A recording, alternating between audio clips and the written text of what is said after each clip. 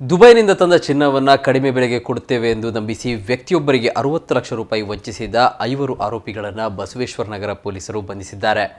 ಸೈಯದ್ ಇರ್ಫಾನ್, ರಿಜ್ವಾನ್, ದಿವಾಕರ, ಸತೀಶ್, ಅಶ್ರಫ್ ಬಂಧಿತ ಆರೋಪಿಗಳಾಗಿದ್ದಾರೆ. ಬಂಧಿತರಿಂದ ಸುಮಾರು 53 ಲಕ್ಷ ನಗದನ್ನು ಪೊಲೀಸರು ವಶಕ್ಕೆ ಪಡೆದುಕೊಂಡಿದ್ದಾರೆ. ಡಿಸೆಂಬರ್ 11ರಂದು ಬಸವೇಶ್ವರ ನಗರದ ಆದರ್ಶ ಲೇಔಟ್ನಲ್ಲಿ ಪಾನ್ ಬ್ರೋಕರ್ ಕೆಲಸ ಮಾಡುವ ಸಂಕೇತ್ ಎಂಬಾತನಿಂದ ಕದಿಮರು ಹಣ ದೋಚಿದ್ದರು. ಕಡಿಮೆ ಬೆಲೆಗೆ ದುಬೈನಿಂದ ಚಿನ್ನ ತರಿಸಿದ್ದೇವೆ, ಹಣ ತೆಗೆದುಕೊಂಡು ಬನ್ನಿ, ದುಬೈ ರೇಟಿಗೆ ಚಿನ್ನ ಕೊಡುತ್ತೇವೆ ಎಂದು ಸಂಕೇತ್ ಅವರನ್ನು ಪುಸಲಾಯಿಸಿ ಆದರ್ಶ ನಗರಕ್ಕೆ ಕರೆಸಿಕೊಂಡಿದ್ದರು.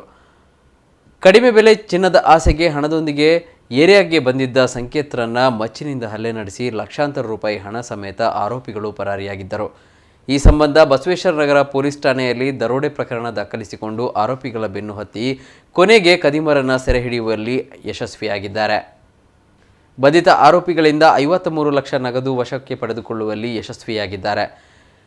ವಿಚಾರಣೆ ನಡೆಸಿದ ಬಳಿಕ ಇನ್ನಷ್ಟು ವಂಚನೆ ಪ್ರಕರಣಗಳು ಬಯಲಿಗೆ ಬರುವ ಸಾಧ್ಯತೆಗಳಿವೆ ಎನ್ನಲಾಗಿದೆ.